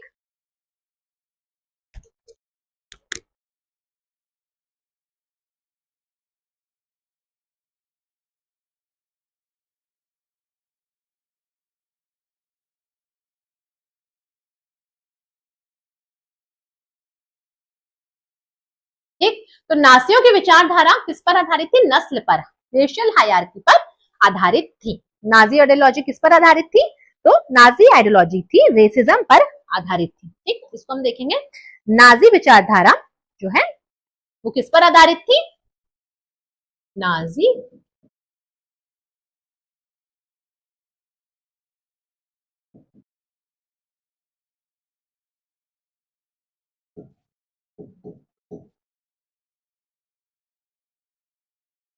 ये विचारधारा आधारित थी रेशियल डिस्क्रिमिनेशन पर। ठीक है, रेशियल डिस्क्रिमिनेशन पर आधारित थी। और जो है जर्मन खुद को प्योर सुपीरियर आर्यन मानते, ठीक है, जर्मन खुद को मानते थे सबसे प्योर सुपीरियर रेस। और ये रेस कौन सी मानते थे खुद को? ये खुद को मानते थे आर्यन, ठीक है, ये खुद को मानते थे आर्यन, ठीक। और इसके अलावा बाकी जो रेसेस थी उनको, जैसे कि जूस हो गए, इनको बहुत इंफीरियर ये माना करते थे, ठीक। तो यहाँ पर नाजियों की विचारधारा जो थी वो नस्ल पर, रेसिज्म पर आधारित थी। इनके नजरिए में जो ब्लॉन्ड यानी कि नीली आंखें वाले भूरे बाल वाले लोग थे वो आर्यन थे। ये सबसे ऊपरी रेस थी जो यहूदी थी, ठीक है, सबसे निचले पायदान पर आ जाते, क्योंकि ऐसा माना जाता था कि यहूदियों ने ईसा मसीह का कत्ल किया था। और आर्य नस्ल अपनी शुद्धता बनाए रखनी है, ताकत हासिल करनी और दुनिया का वर्चस्व कायम करना है, ये थी नाजी आइडियोलॉजी। यहूदियों को नस्ल विरोधी यानी आर्यों का कट्टर शत्रु माना जाता था। हिटलर की जो नस्ली सोच थी ये चार्ल्स डार्विन और हर्बर्ट स्पेंसर जैसे विचारकों के सिद्धांत पर आधारित थी। तो इनकी जो थिंकिंग थी, किसकी? चार्ल्स डार्विन की और हर्बर्ट स्पेंसर की, इनको तोड़ मरोड़ करके हिटलर ने नाजिज्म में जो है उसको मॉडिफाई किया था। और ये विचारधाराएं कहती थी कि जो सबसे योग्य है वही जिंदा बचेगा, ठीक है, द फिटेस्ट वुड सर्वाइव।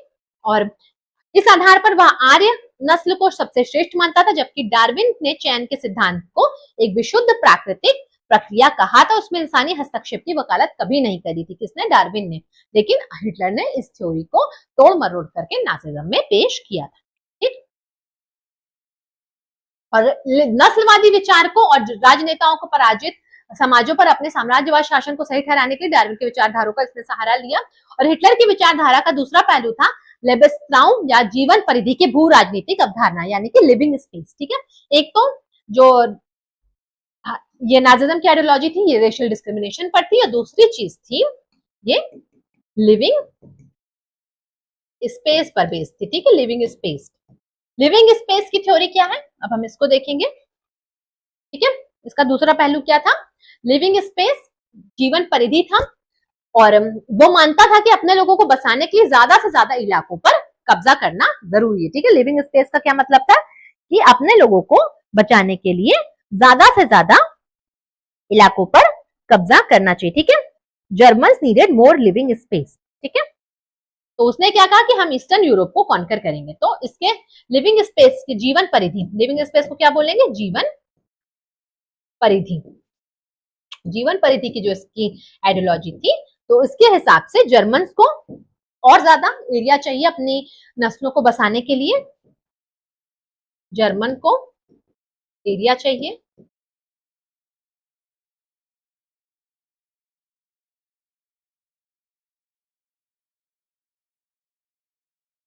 और इसके लिए उसने पूर्वी यूरोप यानी ईस्टर्न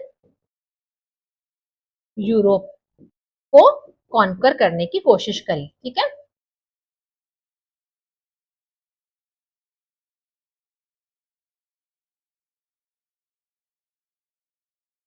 ठीक, ईस्टर्न यूरोप की तरफ उसने कब्जा किया, ठीक। तो इससे मात्र देश का क्षेत्र, उसकी क्या विचारधारा थी? इसकी विचारधारा का दूसरा पहलू था जीवन परिधि की भू राजनीतिक अवधारणा, यानी कि लिविंग स्पेस, ठीक है, द स्फीयर ऑफ लाइफ या लिविंग स्पेस। और वो मानता था कि लोगों को बसाने के लिए ज्यादा से ज्यादा इलाकों पर कब्जा करने की जरूरत है, इससे मात्र देश का क्षेत्रफल भी बढ़ेगा और इलाकों में जाकर बसने वाले अपने जन्म स्थान के साथ गहरे संबंध बनाए रखने में मुश्किल भी पेश नहीं आएगी, ठीक है। और नस्लवादी राज्य की स्थापना, ठीक है, एस्टैब्लिशमेंट ऑफ रेसिस्ट स्टेट। तो नासी शुद्ध और स्वास्थ्य नार्डिक आर्यों का समाज बनाना चाहते थे। नासी चाहते थे कि जो समाज रहे हमारा वो उसमें सिर्फ शुद्ध जो है जर्मन हो, शुद्ध आर्यन हो, और उसकी नजर में केवल ऐसे लोग ही वंचित थे, बाकी सब अवंचित थे, ठीक है। तो हेल्दी नार्डिक ऑरेंज की सोसाइटी बनाना चाहते थे, और जो डिजायर्ड ऐसे ही लोग जो थे हेल्दी नॉर्डिक आर्यन जो थे वही डिजायर्ड थे, बाकी सारे अनडिजायर्ड थे। तो अगर कोई जो नॉर्डिक आर्यन है वो डिसेबल्ड है तो उसको भी ये लोग मार दिया करते थे, उसको अनडिजायरेबल घोषित करके, ठीक है। अवांछित जर्मनी को यूथनेशिया दास मृत्यु कार्यक्रम के तहत नाजी अफसरों के द्वारा मार दिया जाता था। तो जो अनवांटेड जर्मन्स थे जो कि नॉर्डिक आर्यंस ही थे बट डिसेबल्ड थे, वो किसी तरीके से उनके अंदर कोई डिसेबिलिटी हुआ करती थी, तो उनको जो है मारा जाता था। उसके लिए क्या टर्म यूज किया जाता था? उसके लिए वो टर्म यूज करते थे यूथनेशिया का, ठीक है, यूथनेशिया का टर्म यूज करते थे, ठीक, दया मृत्यु या यूथनेशिया प्रोग्राम चलाते थे। फिर यहूदियों के अलावा जर्मनी में रहने वाले जिप्सियों और अश्वेतों की जर्मन नागरिकता भी छीन ली गई और उन्हें भी मार दिया गया, यानी कि जूस को तो मारा ही मारा गया, साथ ही साथ जिप्सीज और अश्वेतों को भी मार दिया गया, ठीक है। जर्मन सिटीजन जो थे जिप्सी और black people living in Germany, उनको नागरिकता उनसे छीनी गई और उन्हें मार दिया गया। और रूसी और पॉलिश मूल के लोगों को भी मनुष्य से कम माना गया, यानी जो रशियन और पॉलिश है उनको भी जो है मानव नहीं माना गया, उनको भी मार दिया गया। तो नाजी जर्मनी में सबसे बुरा हाल किसका हुआ? यहूदियों का हुआ, ठीक है।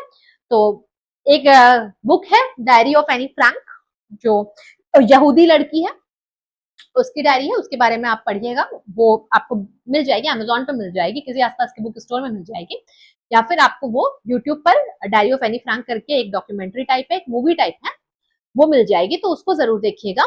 हिंदी में शायद डब होगी, बहुत अच्छी है वो, देखिएगा कि क्या यहूदियों की हालत हुई थी, किस तरीके से प्रोस्पेरिटी उनकी थी और किस तरीके से फिर क्या लास्ट में उनकी हालत होती है, ठीक।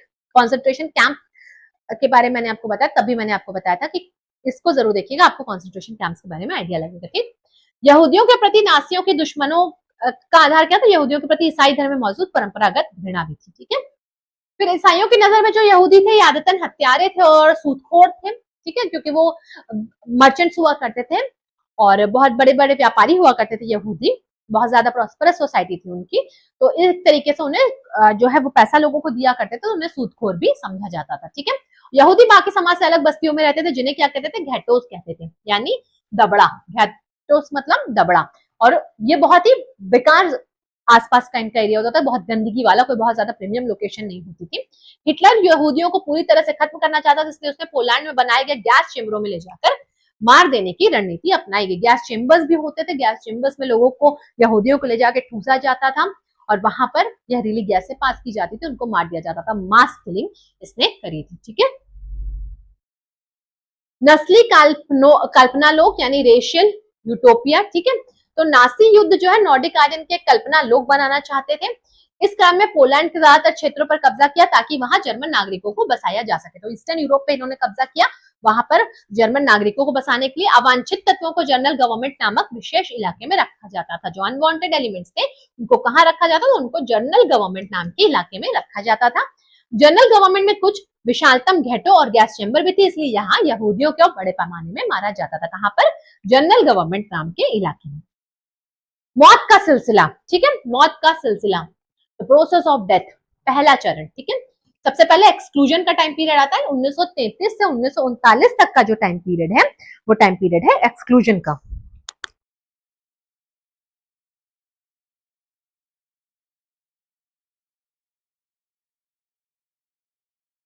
उन्नीस सौ 33 से 1939 तक का जो टाइम पीरियड होता है वो टाइम पीरियड होता है बहिष्कार का या एक्सक्लूजन का। तो न्यूरेमबर्ग नागरिकता अधिकार आता है कब? सितंबर 1935। न्यूरेमबर्ग सिटीजनशिप एक्ट आता है 1935 में। इसमें जर्मन या उससे संबंधित रक्त वाले व्यक्ति ही जर्मन नागरिक होंगे और उन्हें जर्मन साम्राज्य का संरक्षण मिलेगा। सबसे पहले आता है एक्सक्लूजन का फेज, उन्हें एक्सक्लूड किया जाता है, उनका बहिष्कार किया जाता है। 1933 से 1939 तक का टाइम पीरियड रहता है और जर्मन उन्हीं लोगों को माना जाएगा जो जर्मन रक्त वाले हो, उन्हें ही जर्मन की नागरिकता मिलेगी। यहूदियों और जर्मनों के बीच विवाह पर पाबंदी लगा दी गई थी, कोई भी मैट्रिमोनियल रिलेशंस नहीं रहेंगे जूस और जर्मन्स के बीच में। यहूदियों और जर्मनों के बीच विवाहेतर संबंधों को अपराध घोषित करा गया था और यहूदियों द्वारा राष्ट्रीय ध्वज फैलाने पर भी पाबंदी लगा दी गई थी, यानी नेशनल फ्लैग भी नहीं जो है फ्लाई कर सकते थे कौन? जूस, ठीक है। दूसरा चरण आता है दबड़ाबंदी यानी गेटोजाइजेशन। पहले तो एक्सक्लूड करा गया उन्हें सोसाइटी से, उसके बाद उन्हें एरिया से भी एक्सक्लूड कर दिया गया, उनके लिए अलग एरियाज बना दिए गए। सितंबर 1941 में कब का टाइम पीरियड है? 1941 का, ठीक है। यहूदियों को हुक्म दिया गया कि वह डेविड का पीला सितारा अपनी छाती पर लगा के रखेंगे, ठीक है। डेविड, येलो डेविड स्टार वो अपनी छाती पर लगा के रखेंगे जिससे कि उन्हें पहचाना जा सके और उन्हें अलग एरिया में बसने को भेजा गया। उसके बाद टाइम पीरियड आता है सर्वनाश, होलोकॉस्ट का 1941 के बाद। होलोकॉस्ट के टाइम पीरियड में क्या होता है? समूचे यूरोप के यहूदी मकानों को, यातना ग्रहों और छोटे बस्तियों में रहने वाले यहूदियों को मालगाड़ियों में भर भर करके मौत के कारखानों में ले जाया जाता था और उन्हें गैस चैम्बरों में मार दिया जाता था, ठीक है। एक तो उन्हें कॉन्सेंट्रेशन कैंप में रखा जाता था, फिर उन्हें धीरे धीरे करके गैस चैम्बर्स में मार दिया जाता था 1941 के बाद के समय में ये चीज आपको देखने को मिलती है। ठीक है, नासी जर्मनी में युवाओं की क्या स्थिति थी, अगर उसके बारे में बात करें तो स्कूलों में यहूदी और जर्मन बच्चों के बीच भेदभाव काफी ज्यादा था। स्कूलों में अलग से बैठाया जाता था, जो एक्सक्लूजन वाला फेज था उसकी बात हो रही है। कुछ समय बाद क्या होता है, जिप्सियों के बच्चों और विकलांग बच्चों को स्कूलों से निकाल दिया गया और 40 के दशक में गैस चैम्बरों में उन्हें मार दिया गया। तो जो अनडिजायरेबल लोग थे, जो एक तो अलग रेस के लोग और दूसरे जो जर्मन में भी जो विकलांग होते थे बच्चे, उनको भी खत्म कर दिया गया, क्योंकि ये एकदम जो है शुद्ध आर्यन रेस अपनी जर्मनी में रखना चाहते थे। और जो विकलांग थे उनको भी हटा दिया जाता है। स्कूली पाठ्यक्रम जो है नस्ल विज्ञान के नाम से एक नया विषय भी शामिल करा गया। ठीक है, रेशियल साइंस नाम का एक चैप्टर भी शामिल किया गया, जिसमें नस्ल के बारे में जो है नासी विचारों को बताया गया। 10 साल की उम्र से बच्चों को युगफोक में दाखिल किया जाता था। ठीक है, जंगफोक में दाखिल किया जाता था। हमने देखा था कि जो यहाँ के बच्चे होते थे, जर्मन बच्चे होते थे, उनको इस ग्रुप में शामिल किया जाता था। यहूदियों के खिलाफ जो है उनको उनके मन में विचारधारा भरी जाती। 14 साल की उम्र के सभी लड़कों को नासियों के युवा संगठन हिटलर यूथ की सदस्यता लेनी पड़ती थी। 14 साल के सभी लड़कों को जो है Nazi youth organisation Hitler youth की सदस्यता लेनी पड़ती थी। इस संगठन में वे युद्ध की उपासना, आक्रामकता और हिंसा, लोकतंत्र की निंदा और यहूदियों, कम्युनिस्टों, जिप्सियों और अन्य अवांछितों की घृणा का सबक सीखते थे। ठीक है, तो उनकी ब्रेन वॉशिंग यहाँ पर की जाती थी। वयस्कों के बच्चों के वयस्क होने के बाद उनका सेना में कार्य करना जरूरी था। हिटलर की सेना में उनका शामिल होना जरूरी था। नासी यूथ लीग का गठन 1922 में हुआ था। 4 साल बाद उसे हिटलर यूथ का नाम दे दिया गया था। तो ये भी इंपॉर्टेंट पॉइंट है कि नाजी यूथ लीग कब बनी थी, 1922 में, और फिर 4 साल बाद यानी कि 1926 में इसका क्या नाम हो गया था, हिटलर यूथ इसका नाम हो गया था। ठीक, फिर मातृत्व की नाजी सोच, the Nazi view of motherhood. तो नाजी पुरुष और महिला जो थे समान अधिकारों के पक्षधर नहीं थे, और उनके अनुसार लड़कों को आक्रामक, जो हिटलर की सोच थी उसके अनुसार लड़कों को आक्रामक होना चाहिए, मर्दाना होना चाहिए, पत्थर दिल होना चाहिए, और लड़कियों को एक अच्छी माँ बनना होना चाहिए और शुद्ध आर्यन रक्त वाले बच्चों को जन्म देना, उनका पालन पोषण करना और नाजी मूल वाली शिक्षा उन्हें देनी चाहिए। जो औरतें नजली तौर पर अवांछित बच्चों को जन्म देती थी उन्हें क्या किया जाता था, दंडित किया जाता था। जो हैंडीकैप बच्चों को जन्म देती थी, जो डिसेबल्ड बच्चों को जन्म देती थी, उन्हें दंडित किया जाता था।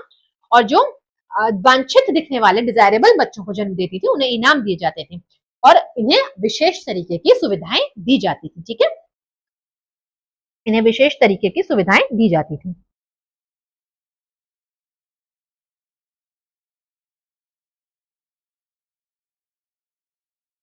ठीक, और अधिक बच्चा पैदा करने वाली महिलाओं को सोने चांदी के तमगे दिए जाते थे। ठीक है, गोल्ड सिल्वर जो है मेडल्स इनको दिए जाते थे। निर्धारित आचार संहिता को उल्लंघन करने वाली आर्य औरतों की सार्वजनिक रूप से निंदा की जाती थी, कड़ा दंड दिया जाता था। यानी वो औरतें जो कि किसी तरीके के रिलेशंस रखती थी जूस के साथ, उनको सामाजिक तौर पर उनको बेइज्जत किया जाता था। The art of propaganda, propaganda की बात करें, प्रचार की कला की बात करें, तो शासन के लिए समर्थन हासिल करने और नाजी विश्व दृष्टिकोण को फैलाने के लिए मीडिया को बहुत सोच समझ कर इस्तेमाल किया जाता था। नाजी विचारों को फैलाने के लिए तस्वीरों का, फिल्मों का, रेडियो का, पोस्टरों का, आकर्षक नारों का यूज किया जाता था। पोस्टरों में जर्मन के दुश्मनों, शैतानों के रूप में पेश किया जाता था। ठीक है, जो जूस थे उनको शैतानों के रूप में पेश किया जाता था। समाजवादियों और उदारवादियों को कमजोर और पथभ्रष्ट तत्वों के रूप में प्रस्तुत किया जाता था। सोशलिस्ट और लिबरल को कैसे पेश किया जाता था, उन्हें डेविएंट एलिमेंट्स के रूप में प्रस्तुत किया जाता था। उन्हें विदेशी एजेंट कहकर बदनाम किया जाता था। किनको, सोशलिस्ट और लिबरल्स को फॉरेन एजेंट्स कहा जाता था। अपने तौर तरीकों को बयान करने के लिए एक शब्द इजाद किए गए थे, जैसे कि सामूहिक हत्याओं को, मतलब ये एक तरीके के कोड वर्ड यूज करते थे। ठीक है, जैसे कि मास मर्डर को स्पेशल ट्रीटमेंट बोलते थे। ठीक, मास मर्डर को क्या कहते थे, यहाँ पे मैं लिख दूं, मास मर्डर, मास मर्डर को ये कहते थे स्पेशल ट्रीटमेंट। ठीक है, मास मर्डर को कहते थे स्पेशल ट्रीटमेंट। और जो है यहूदियों की हत्या के लिए क्या कहते थे, जूस के लिए फाइनल सॉल्यूशन। जूस के लिए टर्म यूज होता था फाइनल सॉल्यूशन। ठीक है, जूस के लिए कौन सा टर्म यूज होता था, यहूदियों के लिए फाइनल सॉल्यूशन। फाइनल सॉल्यूशन का टर्म ये यूज करते थे जूस के लिए। ठीक, और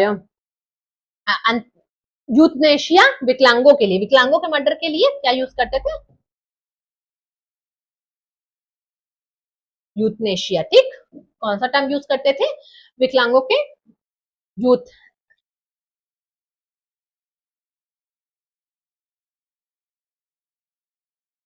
यूथनेशिया को यूज किया जाता था विकलांगों के मर्डर के लिए। और टर्म से सिलेक्शन, डिसइंफेक्शन, ठीक है, जो गैस चेंबर होते थे उनको क्या बोलते थे, डिसइंफेक्शन चेंबर, ठीक है, गैस चेंबर को डिसइंफेक्शन चेंबर बोला जाता था।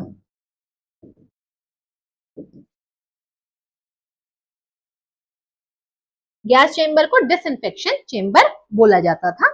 तो इस तरीके के टर्म्स ये जो है यूज किया करते थे, ठीक।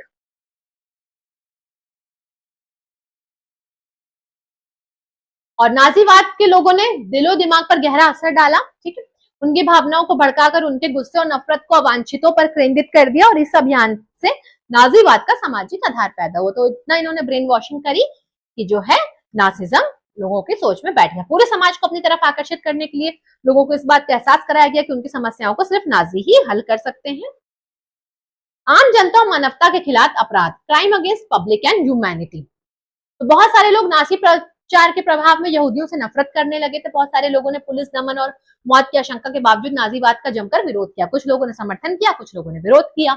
जर्मन आबादी का एक बहुत बड़ा हिस्सा इस पूरे घटनाक्रम का मूक दर्शक और उदासीन साक्षी बना, यानी कि जर्मन समाज ने देखा, उसको पता था कि गलत हो रहा है, क्योंकि जब हालत किया गया था जूस को, मैं कह रही हूँ ना, वो आप देखिएगा डायरी ऑफ एनी फ्रैंक, उसमें आपको सारी चीजें जो आप यहाँ पढ़ रहे हैं बहुत सिंपली समझ में आएंगी, क्योंकि उस बच्ची ने अपनी पूरी, वो शायद 13 और 14 साल की बच्ची थी जिसे गैस चेंबर में मार दिया गया था, उसने अपनी डेली लाइफ वहां पर लिखी है कि किस तरीके से जर्मन से उसके दोस्त हुआ करते थे, उसकी बेस्ट फ्रेंड एक जर्मन थी, किस तरीके से उसके आस पड़ोस के लोग जर्मन थे, कितने अच्छे उनके रिलेशन थे, और किस तरीके से उन लोगों ने जो है बाद में साथ देना छोड़ दिया। पर कुछ जर्मन फैमिलीज थी, एक जर्मन फैमिली थी जिसने उन लोगों को बचाया, अपने साथ रखा, लेकिन लेटर उनको भी कॉन्सिक्वेंसेस फेस करने पड़े। तो बहुत सारी चीजें आप देखेंगे कि आप किस तरीके से जो सोसाइटी थी उसको अलग थलग किया गया, बट कुछ जर्मन थे जिन्होंने सपोर्ट किया, कुछ देख रहे थे गलत हो रहा, लेकिन कुछ बोलने की उनमें हिम्मत नहीं थी। तो ये सब कुछ आपको वहां पर दिखेगा, हिंदी में आई गेस जब आपको मिल जाएगी,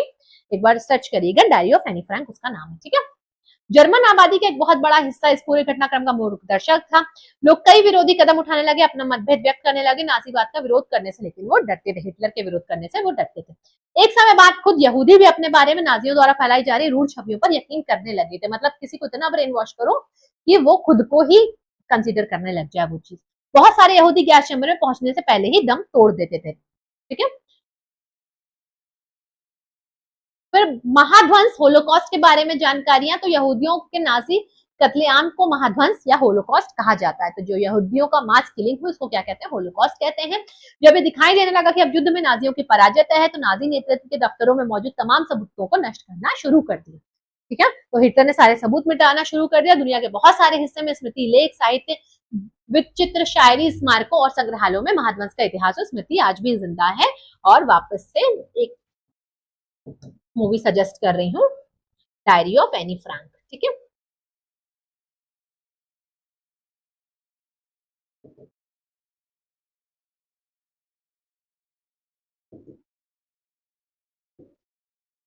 ठीक है, इसको देखिएगा, आपको किस तरीके से यहूदियों पर यहाँ पर उत्पीड़न हुआ था वो देखने को मिलेगा, ठीक। और यहाँ पर कुछ इंपॉर्टेंट डेट्स दी हुई हैं, जैसे कि 1 अगस्त 1914 पहला विश्व युद्ध शुरू हुआ था। 9 नवंबर 1918 जर्मनी ने घुटने टेके, युद्ध समाप्त हुआ। 9 नवंबर 1918 को वाइमार गणराज्य की स्थापना का ऐलान होता है। 28 जून 1919 को होती वर्साई की संधि। 30 जनवरी 1933 को हिटलर जर्मनी का चांसलर बनता है। 1 सितंबर 1939 को जर्मनी पोलैंड में घुसता है, दूसरे विश्व युद्ध की शुरुआत हो जाती है 1 सितंबर 1939 को। 22 जून 1941 को जर्मन सेनाएं सोवियत संघ में घुसती हैं। 23 जून 1941 को क्या होता है, यहूदियों का कत्लेआम शुरू होता है। 8 दिसंबर 1941 को अमेरिका दूसरे विश्व युद्ध में कूदता है। 27 जनवरी 1945 को सोवियत फौजें ऑशविट्ज को मुक्त कराती हैं और 8 मई 1945 को यूरोप में मित्र राष्ट्रों की विजय होती है, ठीक है। तो यहाँ पर सारी इंपॉर्टेंट डेट्स आपको दी हुई है। तो चलिए, इसी के साथ आज का लेक्चर हमारा खत्म होता है। अब बस एक चैप्टर बचा हुआ है, उसको भी हम कंप्लीट कर लेंगे। 1 घंटे का वो भी होगा, लगभग ऑलमोस्ट 1 घंटे का ही होगा। तो आई होप ये तीनों चैप्टर्स आपको अच्छे से समझ में आए होंगे, वर्ल्ड हिस्ट्री आपको समझ में आई होगी। और अब हम आगे जो है एक चैप्टर और करेंगे, फिर 10th क्लास में भी इसी तरीके से हम कंप्लीट करेंगे। वीडियोस अच्छी लगती हो तो चैनल को सब्सक्राइब कर लीजिए, वीडियो को लाइक कर दीजिए, बेल आइकन को प्रेस कर दीजिए। और अगर आपको पेड बैच ज्वाइन करने हैं तो यहाँ पर आपको नंबर्स दिख रहे हैं, इन पर आप कॉन्टैक्ट करके हमारे पेड बैचेस को ज्वाइन कर सकते हैं। सारी पीडीएफ आपको वहां पर प्रोवाइड कर दी जाएगी। तो चलिए मिलती हूँ आपसे नेक्स्ट वीडियो में, तब तक के लिए नमस्कार।